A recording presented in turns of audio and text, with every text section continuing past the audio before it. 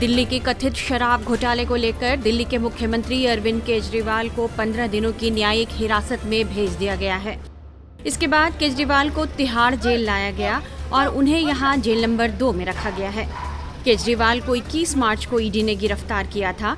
वह 1 अप्रैल तक ईडी की हिरासत में रहे।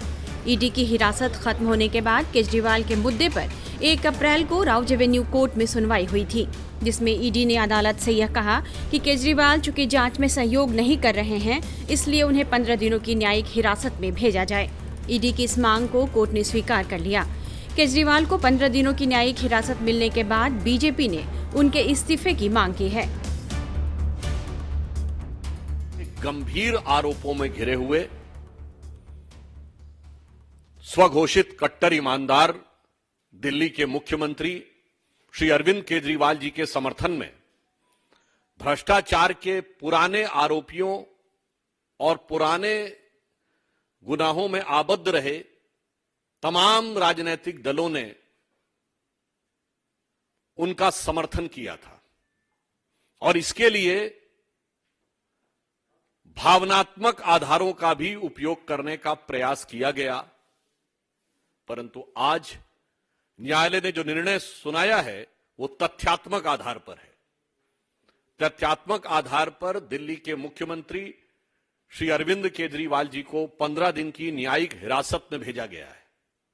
परंतु इस तथ्यात्मक आधार से बड़ा संवैधानिक और नैतिक प्रश्न खड़ा हो रहा है, क्योंकि वो हिरासत से सत्ता की सियासत करने वाले मुख्यमंत्री तो रह ही चुके थे और अब अभी तक उन्होंने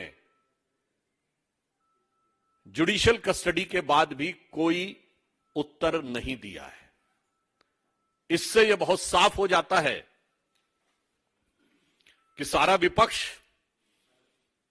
जिस आरोपी को बचाने के लिए प्रयास कर रहा था, न्यायालय की दृष्टि में वो गंभीर आरोप हैं और जो लोग केवल बयानबाजी करने का प्रयास करते हैं, यह विषय सिर्फ एक कानून या नियम का नहीं है। निश्चित रूप से न्यायालय के समक्ष कुछ ऐसे तथ्य रहे होंगे जो ना आपके संज्ञान में है ना हमारे संज्ञान में है, जिनके आधार के ऊपर यह निर्णय लिया गया। अतः हमारे विपक्षी दल जो निरर्थक और अनर्गल बयानबाजी करते हैं, उन्हें इन गंभीर तथ्यों पर विचार करना चाहिए और न्यायालय ने अपना इस विषय पर अभिमत दे दिया है।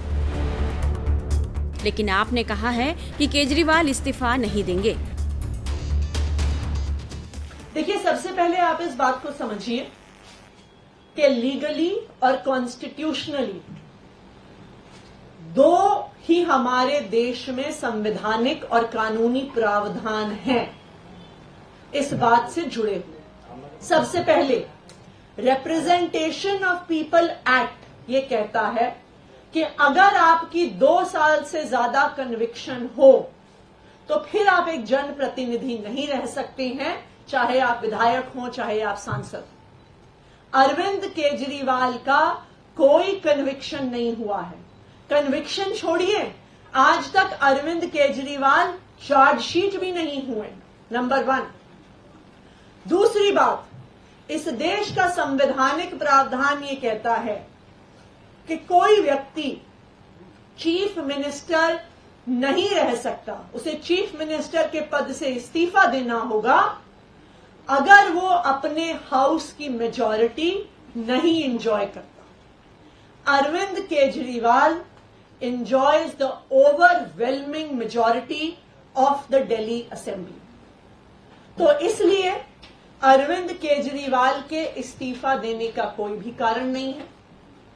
अगर आज अरविंद केजरीवाल इस्तीफा दे देते हैं तो ये भारतीय जनता पार्टी के लिए एक बहुत सीधी और सरल एक एसओपी तैयार कर देती है।